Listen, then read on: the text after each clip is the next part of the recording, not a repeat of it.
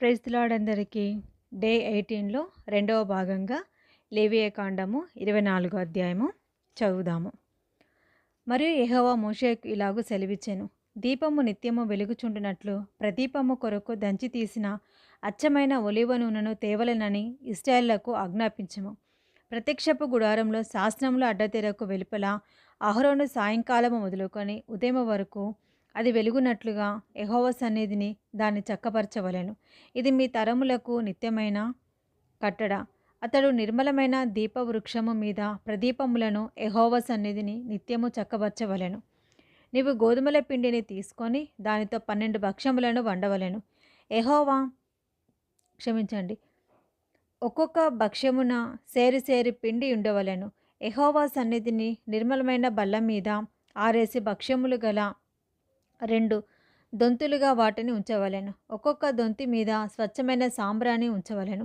అది యెహోవా ఎదుట మీ ఆహారమునకు జ్ఞాపకార్థమైన హోమముగా ఉండును.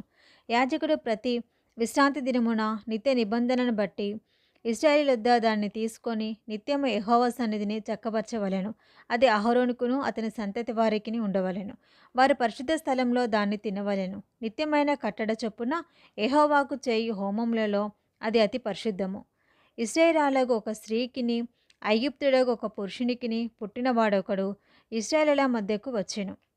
ఆ ఇశ్రాయేలీయుల కుమారునికి ఒక ఇశ్రాయేలీయునికి పాళెంలో పోరుపడగా ఆ ఇశ్రాయేలీయుల కుమారుడు యెహోవా నామమును దూషించి శపింపగా జనులు మోషే వద్దకు వాని తీసుకొని వచ్చిరి. వాని తల్లి పేరు షెలోమీత్. ఆమె దాను గోత్రీకుడైన దిబ్రీ కుమార్తె. యెహోవా ఏమి సెలవిచ్చునో తెలుసుకునే వరకు వారిని కావలిలో ఉంచిరి. అప్పుడు యెహోవా మోషేకు ఇలాగూ సెలవిచ్చెను. శపించిన వానిని పాలెము వెలుపలికి తీసుకొని రమ్ము. వాని శాపవచనమును వినిన వారందరూ వాని తల మీద తమ చేతులుంచిన తర్వాత సర్వ సమాజము రాళ్లతో వాని చావగొట్టవలెను. మరియు నువ్వు ఇశ్రాయేలుతో ఇట్లనము, తన దేవుణ్ణి శపించువాడు తన పాప శిక్షను భరింపవలెను.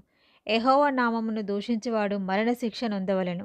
సర్వ సమాజము రాళ్లతో అట్టి వానిని చావగొట్టవలెను. పరదేశీయే గాని స్వదేశీయే గాని యెహోవా నామమును దూషించినడల వానికి మరణశిక్ష విధింపవలెను. ఎవడైనను ఒకరిని ప్రాణహత్య చేసినడల వానికి మరణశిక్ష విధింపవలెను. జంతు ప్రాణహత్య చేసిన వాడు ప్రాణమునకు ప్రాణమిచ్చి దాని నష్టమును పెట్టుకొనవలెను. ఒకడు తన పొరుగువానికి కలంకము కలుగజేసినడలా వాడు చేసినట్లు వానికి చేయవలెను. విరగగొట్టబడిన దాని విషయంలో విరగగొట్టబడుటయే శిక్ష.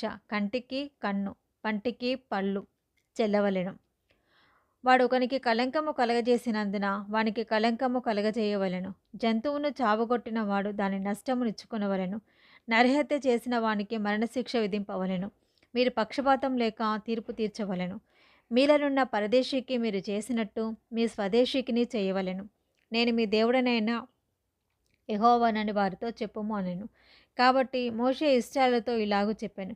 శపించిన వానిని పాలెము వెలుపలికి తీసుకొని పోయి రాళ్లతో వాని చావగొట్టవలెను. యెహోవా మోషేగా ఆజ్ఞాపించినట్లు ఇశ్రాయేలు చేసిరి. లేవియకాండం 25వ అధ్యాయము. మరియు యెహోవా సీనాయి కొండ మీద మోషేకు ఇలాగూ సెలవిచ్చెను. నీవు ఇశ్రాయేలుతో ఇట్లనము, నేను మీకిచ్చుచున్న దేశంలోనికి మీరు వచ్చిన తర్వాత ఆ భూమి కూడా యెహోవా పేరిట విశ్రాంతి కాలములను ఆచరింపవలెను. 6 సంవత్సరములు నీ చేను విత్తవలెను. 6 సంవత్సరములు నీ ఫలవృక్షముల తోటను బద్దించి దాని ఫలములను కూర్చుకొనవచ్చును. 7వ సంవత్సరము భూమికి మహావిశ్రాంతి కాలము, అనగా యెహోవా పేరిట విశ్రాంతి సంవత్సరముగా ఉండవలెను. అందులో నీ చేను విత్తకూడదు, నీ ఫలవృక్షముల తోటను శుద్ధిపరచకూడదు, నీ కారుచేల పంటను కోసుకొనకూడదు, శుద్ధిపరచని నీ వృక్ష ఫలములను ఏరుకొనకూడదు. అది భూమికి విశ్రాంతి సంవత్సరము. అప్పుడు భూమి యొక్క విశ్రాంతి సంవత్సరం సస్యము నీకును నీ దాసునికిని నీ దాసికిని నీ జీతగానికిని నీతో నివసించే పరదేశికిని ఆహారమగును. మరియు నీ పశువులకును నీ దేశ జంతువులకును దాని పంట అంతయు మేతగా ఉండును. మరియు 7 విశ్రాంతి సంవత్సరములను, అనగా 7 ఏండ్లు గల సంవత్సరములను లెక్కింపవలెను. ఆ 7 విశ్రాంతి సంవత్సరముల కాలము 49 సంవత్సరములగును. 7వ నెల 10వ నాడు మీ స్వదేశమంతటా శృంగనాదము చేయవలెను. ప్రాయశ్చిత్తార్థ దినమున మీ దేశమంతటా ఆ శృంగనాదము చేయవలెను. మీరు ఆ సంవత్సరమును అనగా 50వ సంవత్సరమును పరిశుద్ధపరిచి మీ దేశవాసులకు అందరికీ విడుదల కలిగినదని చాటింపవలెను. అది మీకు సునాదముగా ఉండును. అప్పుడు మీలో ప్రతివాడు తన స్వాస్థ్యమును తిరిగి పొందవలెను. ప్రతివాడు తన కుటుంబమునకు తిరిగి రావలెను. ఆ సంవత్సరము అనగా 50వ సంవత్సరము మీకు సునాద కాలము. అందులో మీరు విత్తకూడదు, కారు పంటను కోయకూడదు, శుద్ధిపరచని నీ ఫలవృక్ష పండ్లను ఏరుకొనకూడదు. అది సునాద కాలము. అది మీకు పరిశుద్ధమగును. పొలములో దానంతట అదే పండిన పంటను మీరు తినెదరు. ఆ సునాద సంవత్సరమున మీలో ప్రతివాడు తన స్వాస్థ్యమును మరలా పొందవలెను. నీవు నీ పొరుగువానికి వెల ఇచ్చినదే విషయంలో కానీ, నీ పొరుగువాని దగ్గర తీసుకొనిన దేని విషయంలో కానీ మీరు ఒకరినొకరు బాధింపకూడదు.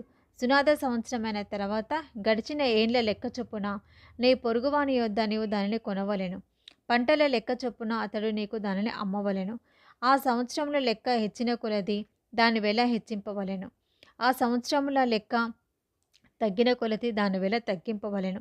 ఏలయనగా పంటల లెక్క చొప్పున అతడు దాన్ని నీకు అమ్మెను కదా. మీరు ఒకరినొకరు బాధింపక నీ దేవునికి భయపడవలెను. నేను మీ దేవుడనైన యెహోవాను. కాబట్టి మీరు నా కట్టడలను నా విధులను గైకొని వాటిని అనుసరించి నడుచుకొనవలెను. అప్పుడు మీరు ఆ దేశంలో సురక్షితముగా నివసించుతారు. ఆ భూమి ఫలించును. మీరు తృప్తిగా భుజించి దానిలో సురక్షితముగా నివసించెదరు. 7వ ఏట మేము ఏమి తిందుము? ఇదిగో మేము చల్లను పంట కూర్చు కొను వల్లనే గాదే అనుకొందురేమో. అయితే నేను 6వ ఏట నా దీవెన మీకు కలుగునట్లు ఆజ్ఞాపించెదను. అది 3 ఏండ్ల పంటను మీకు కలుగచేయును. మీరు 8వ సంవత్సరమున విత్తనములు విత్తి 9వ సంవత్సరము వరకు పాత పంట తినెదరు. దాని పంటను కూర్చు వరకు పాత దానిని తినెదరు. భూమిని శాశ్వత విక్రయము చేయకూడదు. ఆ భూమి నాదే. మీరు నా యొద్ద కాపురమున్న పరదేశులు. మీ స్వాస్థ్యమైన ప్రతి పొలము మరలా విడిపింపబడినట్లుగా దానిని అమ్ముకొనవలెను. నీ సహోదరుడు బీదవాడై తన స్వాస్థ్యంలో కొంత అమ్మిన తర్వాత అతనికి సమీప బంధువుడు విడిపింపవచ్చిన ఎడల తన సహోదరుడు అమ్మిన దానిని అతడు విడిపించును. అయితే ఒకడు సమీప బంధువుడు లేకయే దాన్ని విడిపించుకున్నటకు కావలసిన సొమ్ము సంపాదించినడలా దానిని అమ్మినది మొదలుకొని గడిచిన సంవత్సరములు లెక్కించి ఎవరికి దానిని అమ్మెనో వారికి ఆ శేషము మరలా ఇచ్చి తన స్వాస్థ్యమును పొందును. అతనికి దాన్ని రాబట్టుకునుటకే కావలసిన సొమ్ము దొరకని ఎడల అతడు అమ్మిన సొత్తు సునాద సంవత్సరము వరకు కొనిన వాని వశములో ఉండవలెను. సునాద సంవత్సరమున అది తొలగిపోవును. అప్పుడు అతడు తన స్వాస్థ్యమును మరలా నొందును. ఒకడు ప్రాకారం గల ఊరిలోని నివాస గృహమును అమ్మినడలా దాన్ని అమ్మిన దినము మొదలుకొని 2 సంవత్సరములలోగా దాన్ని విడిపింపవచ్చును. ఆ సంవత్సర దినముననే దాన్ని కొనవచ్చును. అయితే ఆ సంవత్సర దినము నిండక మునుపు దాన్ని విడిపింపని ఎడల ప్రాకారం గల ఊరిలోనున్న ఆ ఇల్లు కొనిన వానికి వాని తరతరములకు అది స్థిరముగా నుండును. అది సునాద కాలమున తొలగిపోదు. చుట్టూను ప్రాకారం లేని గ్రామములలోని ఇండ్లను వెలిపొలములుగా ఎంచవలెను. అవి విడుదల కావచ్చును. అవి సునాద కాలంలో తొలగిపోవును. అయితే లేవీల పట్టణములు అనగా వారి స్వాధీన పట్టణములోని ఇండ్లను విడిపించుటకు అధికారము లేవీలకు శాశ్వతముగా ఉండును.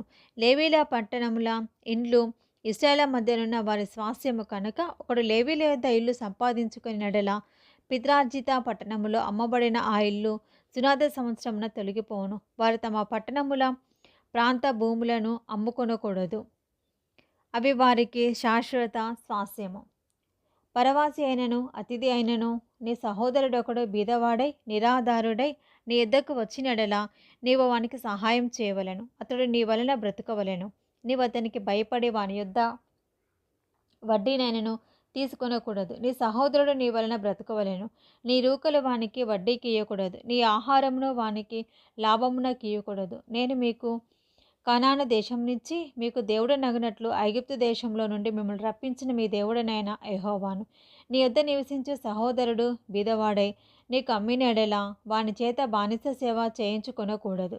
వాడు జీతగాని వలెను పరవాసి వలెను నీ యొద్ద నివసించు సునాద సంవత్సరము వరకు నీ యొద్దకు దాసుడుగా ఉండవలెను. అప్పుడు అతడు తన పితరుల స్వాస్థ్యమును మరలా అనుభవించినట్లు తన పిల్లలతో కూడా నీ యొద్ద నుండి బయలుదేరి తన వంశస్థుల యొద్దకు తిరిగి వెళ్ళవలెను.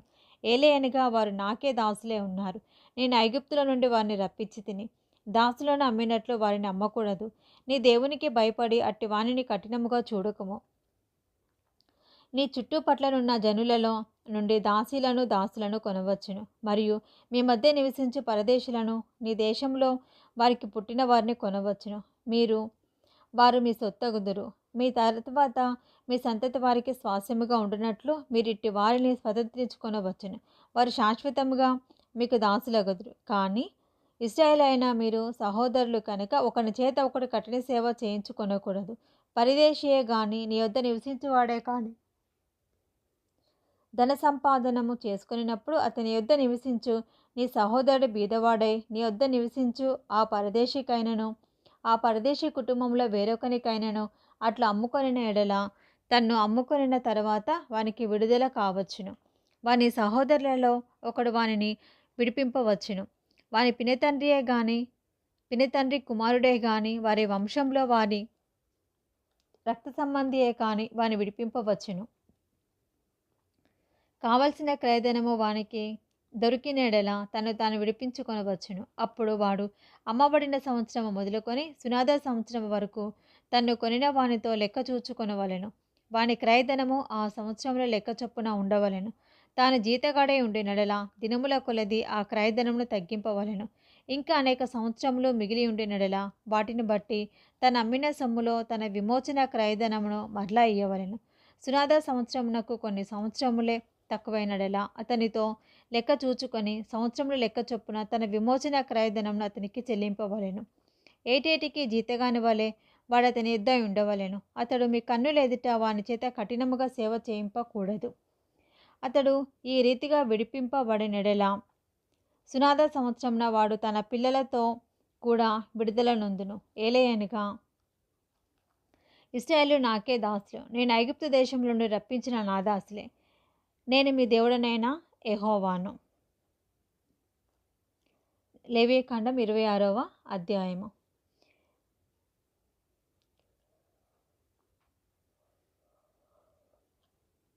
మీరు విగ్రహములను చేసుకొనకూడదు. చెక్కిన ప్రతిమను కానీ బొమ్మను కానీ నిలువపెట్టకూడదు. మీరు సాగిలపడుటకు ఏదో ఒక రూపముగా చెక్కబడిన రాతిని మీ దేశంలో నిలుపకూడదు. నేను మీ దేవుడనైన యెహోవాను. నేను నియమించిన విశ్రాంతి దినములను మీరు ఆచరింపవలెను. నా పరిశుద్ధ మందిరమును సన్మానింపవలెను. నేను యెహోవాను. మీరు నా కట్టడలను బట్టి నడుచుకొని నా ఆజ్ఞలను ఆచరించి వాటిని అనుసరించి ప్రవర్తించినడలా మీ వర్షాకాలంలో మీకు వర్షమిచ్చేదను. మీ భూమి పంటలనిచ్చును. మీ పొలముల చెట్లు ఫలించెను. మీ ద్రాక్ష పండ్ల కాలము వరకు మీ నూర్పు సాగుచుండును. మీరు తృప్తిగా భుజించి మీ దేశంలో నిర్భయంగా నివసించెదరు. ఆ దేశంలో నేను మీకు క్షేమం కలుగజేసేదను. మీరు పండుకొనినప్పుడు ఎవడైనా మిమ్మల్ని భయపెట్టడు. ఆ దేశంలో దృష్టముఖములు లేకుండా చేసేదను. మీ దేశంలోనికి ఖడ్గము రాదు. మీరు మీ శత్రువులను తరిమెదరు. వారు మీ ఎదుట ఖడ్గం చేత పడెదరు. మీలో 5 100 మందిని తరుముదురు. 100 మంది 10,000 మందిని తరుముదురు.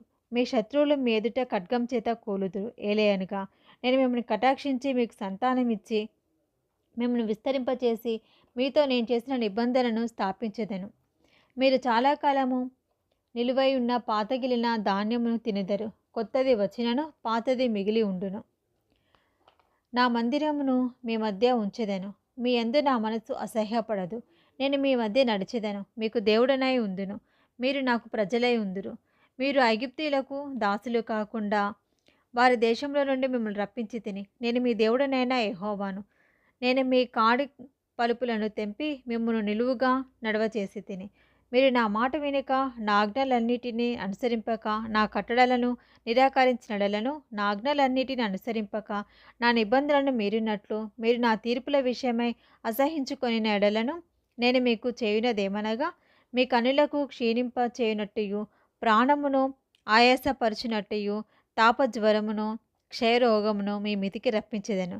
మీరు విత్తిన విత్తనములు మీకు వ్యర్థములగును. మీ శత్రువులు వాటి పంటను తినెదరు. నేను మీకు పగవానవుదును. మీ శత్రువుల ఎదుట మీరు చంపబడెదరు. మీ విరోధులు మిమ్మును ఏలిదరు. మిమ్మును ఎవరునూ తరమకపోయినను మీరు పారిపోయేదరు. ఇవన్నీ సంభవించినను మీరు ఇంకా నా మాటలు వినని ఎడల నేను మీ పాపములను బట్టి మరి ఏడంతలుగా మిమ్మల్ని దండించెదను. మీ బలగర్వమును భంగపరిచి ఆకాశము ఇనుము వలెను భూమి ఇత్తడి వలెను ఉండజేసేదను. మీ బలము ఉడికిపోవును. మీ భూమి ఫలింపకుండును, మీ దేశ వృక్షములు ఫలము ఇయ్యకుండును. మీరు నా మాట విననొల్లక నాకు విరోధముగా నడిచినడల నేను మీ పాపములను బట్టి మరి ఎడంతలుగా మిమ్మల్ని బాధించెదను. మీ మధ్యకు అడవి మృగములను రప్పించెదను. అవి మిమ్మల్ని సంతానరహితులుగా చేసి మీ పశువులను హరించి మిమ్మల్ని కొద్దిమందిగా చేయును. మీ మార్గములు పాడైపోవును. శిక్షల మూలముగా మీరు నా ఎదుట గుణపడక నాకు విరోధముగా నడిచినడలా నేను కూడా మీకు విరోధముగా నడిచెదను. మీ పాపములను బట్టి ఇంకా ఏడంతలు మిమ్మల్ని దండించెదను. మీ మీదికి ఖడ్గము రప్పించెదను. అది నా నిబంధన విషయమే ప్రతిదండన చేయను. మీరు మీ పట్టణములలో కూడి ఉండగా మీ మధ్యకు తెగులును రప్పించెదను. మీరు శత్రువుల చేతికి అప్పగింపబడెదరు. నేను మీ ఆహారమును అనగా మీ ప్రాణాధారమును తీసివేసిన తర్వాత 10 మంది స్త్రీలు ఒక్క పొయ్యిలోనే మీకు ఆహారము వండి తూనిక చొప్పున మీ ఆహారమును మీకు మరలా ఇచ్చెదరు. మీరు తినెదరు కానీ తృప్తి పొందరు. నేను ఇలాగు చేసిన తర్వాత మీరు నా మాట వినక నాకు విరోధంగా నడిచినడలా నేను కోపపడి మీకు విరోధంగా నడిచెదను. నేనే మీ పాపములను బట్టి ఏడంతలుగా మిమ్మల్ని దండించెదను. మీరు మీ కుమారుల మాంసమును తిందురు, మీ కుమార్తెల మాంసమును తినెదరు. నేను మీ ఉన్నత స్థలములను పాడు చేసేదను, మీ విగ్రహములను పడగొట్టెదను. మీ బొమ్మల పీనుగుల మీద మీ పీనుగులను పడవేయించేదను. నా మనసు మీ యందు అసహ్యపడును. నేను మీ పట్టణములను పాడు చేసేదను, మీ పరిశుద్ధ స్థలములను పాడు చేసేదను. మీ సువాసన గల వాటి సువాసనను ఆంగ్రానింపను. నేనే మీ దేశమును పాడు చేసిన తర్వాత దానిలో కాపురముండు మీ శత్రువులు దాన్ని చూచి ఆశ్చర్యపడెదరు. జనములలోనికి మిమ్మల్ని చెదరగొట్టి మీ వెంట కత్తి దూసేదను. మీ దేశము పాడైపోవును, మీ పట్టణములు పాడగును. మీరు మీ శత్రువుల దేశంలో ఉండగా మీ దేశము పాడై ఉన్న దినములన్నీయు అది తన విశ్రాంతి కాలములను అనుభవించును. అది పాడైయుండు దినములన్నీయు అది విశ్రమించును. మీరు దానిలో నివసించినప్పుడు అది విశ్రాంతి కాలంలో పొందకపోయిన విశ్రాంతిని అది పాడైయుండు దినములలో అనుభవించును. మీలో మిగిలిన వారు తమ శత్రువుల దేశంలో ఉండగా వారి హృదయములలో అధైర్యము పుట్టించెదను. కొట్టుకొని పోవుచున్న ఆకు చప్పుడు వారిని తరుమును. ఖడ్గం ఎదుట నుండి పారిపోవునట్లు వారు ఆ చప్పుడు విని పారిపోయేదరు. తరుమువాడు లేకయ్య వారు ఖడ్గమును చూచినట్టుగా ఒకరి మీద నొకడు పడెదరు. మీ శత్రువుల ఎదుట మీరు నిలవలేకపోయేదరు. మీరు జనముగా ఉండక నశించెదరు. మీ శత్రువుల దేశము మిమ్మల్ని తినివేయును. మీలో మిగిలిన వారు మీ శత్రువుల దేశములలో తమ దోషములను బట్టి క్షీణించిపోయేదరు. మరియు వారు తమ మీదికి వచ్చిన తమ తండ్రుల దోషములను బట్టి క్షీణించిపోయేదరు. వారు నాకు విరోధముగా చేసిన తిరుగుబాటును తమ దోషమును తమ తండ్రుల దోషమును ఒప్పుకొని వారు నాకు విరోధముగా నడిచితిమనియు నేను తమకు విరోధముగా నడిచితిననియు తమ శత్రువుల దేశంలోనికి తమ్ము రప్పించితిననియు ఒప్పుకొని నడల అనగా లోబడని తమ హృదయములు లొంగి తాము చేసిన దోషమునకు ప్రతిదండనను అనుభవించితమని ఒప్పుకొని నడల నేను యాకోబుతో చేసిన నా నిబంధనను జ్ఞాపకం చేసుకొందును. నేను ఇస్సాకుతో చేసిన నా నిబంధనను అబ్రహాంతో చేసిన నా నిబంధనను జ్ఞాపకం చేసుకుందును. ఆ దేశమును కూడా జ్ఞాపకం చేసుకొందును. వారి చేత విడవబడి వారు లేనప్పుడు పాడైపోయిన వారి దేశమును తన విశ్రాంతి దినములను అనుభవించును. వారు నా తీర్పులను తిరస్కరించి నా కట్టడలను అసహించుకొనిరి. ఆ హేతువు చేతనే వారు తమ దోష శిక్ష న్యాయమని ఒప్పుకొందురు. అయితే వారు తమ శత్రువుల దేశంలో ఉన్నప్పుడు వారిని నిరాకరింపను. నా నిబంధనను భంగపరిచి వారిని కేవలం నశింపచేయనట్లు వారెందు అసహ్యపడను. ఏలియనగా నేను వారి దేవుడనైన యెహోవాను. నేను వారికి దేవుడనై ఉండినట్లు వారి పూర్వీకుల జనముల ఎదుట ఐగుప్తులో నుండి రప్పించి వారితో చేసిన నిబంధనను నా పూర్వీకులను బట్టి జ్ఞాపకం చేసుకొందును. నేను యెహోవాను అని చెప్పుము అనెను. యెహోవా మోషే ద్వారా సీనాయి కొండ మీద తనకును ఇశ్రాయేలుకును మధ్య నియమించిన కట్టడలను తీర్పులను ఆజ్ఞలను ఇవే. లేవీకాండము 27వ అధ్యాయము చివరి అధ్యాయము కూడా. మరియు యెహోవా మోషేకు ఇలాగు సెలవిచ్చెను, నీవు ఇశ్రాయేలుతో ఇట్లనము, ఒకడు విశేషమైన మొక్కుబడి చేసినడలా నీవు నిర్ణయించిన వెల చొప్పున వారు యెహోవాకు దాన్ని చెల్లింపవలెను. నువ్వు నిర్ణయింపవలసిన వెల ఏదనగా 20 ఏండ్లు మొదలుకొని 60 ఏండ్ల వయస్సు వరకు మగవానికి పరిశుద్ధ స్థలం యొక్క తులము వంటి 50 తులముల వెండి నిర్ణయింపవలెను. ఆడుదానికి 30 తులముల నిర్ణయింపవలెను. 5 మొదలుకొని 20 ఏండ్ల లోపలి వయసు గల మగవానికి 20 తులముల వెలను, ఆడుదానికి 10 తులముల వెలను నిర్ణయింపవలెను. 1 నెల మొదలుకొని 5 లోపలి వయసు గల మగవానికి 5 తులముల వెండి వెలను, ఆడుదానికి 3 తులముల వెండి వెలను నిర్ణయింపవలెను. 60 ఏండ్ల ప్రాయము దాటిన మగవానికి 15 తులముల వెలను, ఆడుదానికి 10 తులముల వెలను నిర్ణయింపవలెను. ఒకడు నీవు నిర్ణయించిన వెలను చెల్లింపలేనంత బీదవాడైన ఎడల అతడు యాజకుని ఎదుట నిలువవలెను. అప్పుడు యాజకుడు అతని వెలను నిర్ణయించును. మొక్కుకొనిన వాని కలిమి చొప్పున వానికి వెలను నిర్ణయింపవలెను. యెహోవాకు అర్పణముగా అర్పించు పశువులలో ప్రతి దానిని యెహోవాకు ప్రతిష్ఠితముగా ఎంచవలెను. అట్టి దానిని మార్చకూడదు. చెడ్డదానికి ప్రతిగా మంచిదానినైనను, మంచిదానికి ప్రతిగా చెడ్డదానినైనను, ఒకదానికి ప్రతిగా వేరొక దానిని ఇయ్యకూడదు. పశువుకు పశువును మార్చినడల అదియు దానికి మారుగా ఇచ్చినదియు ప్రతిష్ఠితమగును. జనులు యెహోవాకు అర్పింపకూడని అపవిత్ర జంతువులలో ఒక దానిని తెచ్చినడల ఆ జంతువును యాజకుని ఎదుట నిలబెట్టవలెను. అది మంచిదైతేనేమి చెడ్డదైతేనేమి యాజకుడు దాని వెలను నిర్ణయింపవలెను. యాజకుడగు నీవు నిర్ణయించిన వెల స్థిరమగును. అయితే ఒకడు అట్టి దానిని విడిపింపగోరినడల నీవు నిర్ణయించిన వెలలో 5వ వంతు వానితో కలపవలెను.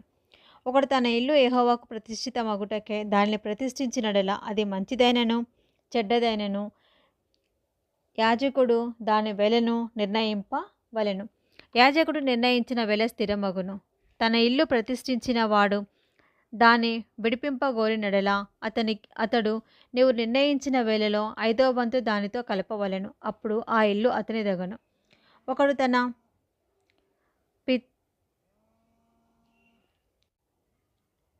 తన పిత్రార్జితమైన పొలములో కొంత యెహోవాకు ప్రతిష్ఠించినడలా దాని చల్లబడు విత్తనముల కొలచొప్పున దాని వెలను నిర్ణయింపవలెను. 19 యవల విత్తనములు 50 తులముల వెండి వెలగలది. అతడు సునాద సంవత్సరము మొదలుకొని తన పొలమును ప్రతిష్ఠించినడల నీవు నిర్ణయించి వెల స్థిరము. సునాద సంవత్సరమైన తర్వాత ఒకడు తన పొలమును ప్రతిష్ఠించినడల యాజకుడు మిగిలిన సంవత్సరముల లెక్క చొప్పున అనగా మరుసటి సునాద సంవత్సరము వరకు వానికి వెల నిర్ణయింపవలెను. నీవు నిర్ణయించిన వెలలో దాని వారిని తగ్గింపవలెను. పొలమును ప్రతిష్ఠించిన వాడు దాన్ని విడిపింపగోరినడల నీవు నిర్ణయించిన వెలలో 5వ వంతును అతడు దానితో కలపవలెను. అప్పుడు అది అతని దగును. అతడు ఆ పొలమును విడిపింపని ఎడల వేనొకనికి దాన్ని అమ్మినడలను మరి ఎన్నటికిని దాన్ని విడిపింప వీలు కాదు. ఆ పొలము సునాద సంవత్సరంన విడుదల కాగా అది ప్రతిష్ఠించిన పొలము వలె యెహోవాకు ప్రతిష్ఠితమగును. ఆ స్వాస్యము యాజకుని దగును. ఒకడు తాను కొనిన పొలమును అనగా తన స్వాస్యంలో చేరని దానిని యెహోవాకు ప్రతిష్ఠించినడల యాజకుడు సునాద సంవత్సరము వరకు నిర్ణయించిన వెల చొప్పున అతనికి నియమింపవలెను. ఆ దినముందే నీవు నిర్ణయించిన వెల మేరకు యెహోవాకు ప్రతిష్ఠితముగా దాన్ని చెల్లింపవలెను. సునాద సంవత్సరమున ఆ భూమి ఎవని పిత్రార్జితమైనదో వానికి అనగా ఆ పొలమును అమ్మిన వానికి అది తిరిగి రావలెను. నీ వెలలన్నయు పరిశుద్ధ స్థలం యొక్క వెల చొప్పున నిర్ణయింపవలెను. 1 తులము 20 చిన్నములు. అయితే జంతువులలో తొలిపిల్ల యెహోవాది కనుక ఎవడునూ దాన్ని ప్రతిష్ఠింపకూడదు. అది ఎద్దైననేమి గొర్రె మేకల మందలోదైననేమి యెహోవా దగును. అది అపవిత్ర జంతువైనడలా వాడు నీవు నిర్ణయించు వెలలో 5వ వంతు దానితో కలిపి దాన్ని విడిపింపవచ్చును. దాన్ని విడిపింపనడలా నీవు నిర్ణయించిన వెలకు దాన్ని అమ్మవలెను. అయితే మనుషులలో కానీ జంతువులలో కానీ స్వాస్థ్యమైన పొలములలో కానీ తనకు కలిగిన వాటిలో దేనినైనా ఒకడు యెహోవాకు ప్రతిష్ఠించినడలా ప్రతిష్ఠించిన దానిని అమ్మకూడదు, విడిపింపనకూడదు. ప్రతిష్ఠించిన సమస్తము యెహోవాకు అతి పరిశుద్ధంగా ఉండును. మనుషులు ప్రతిష్ఠించు వాటిలో దేనినైనా విడిపింపక హతము చేయవలెను. భూధాన్యములలోనేమి వృక్ష ఫలములోనేమి భూఫలములన్నిటిలో 10వ భాగము యెహోవా సొమ్ము. అది యెహోవాకు ప్రతిష్ఠితమగును. ఒకడు తాను చెల్లింపవలసిన 10వ భాగంలో దేనినైనను విడిపింపగోరినడల దానిలో 5వ వంతును దానితో కలపవలెను. గోవులలోనే కానీ గొర్రె మేకలలో కానీ కోళ్ళ క్రింద నడుచు వాటన్నిటిలో 10వ భాగము ప్రతిష్ఠితమగును. అది మంచిదో చెడ్డదో పరిశోధింపకూడదు, దాన్ని మార్చకూడదు. దాన్ని మార్చినడల అదియు దానికి మారుగా నిచ్చినదియు ప్రతిష్ఠితములగును. అట్టి దాన్ని విడిపింపకూడదని చెప్పుము. ఇవి యెహోవా సీనాయి కొండ మీద ఇశ్రాయేలు కొరకు మోషేకిచ్చిన ఆజ్ఞలు. ఇది డే 18లో పార్ట్ 2 అండి. Praise the lord. God bless you all.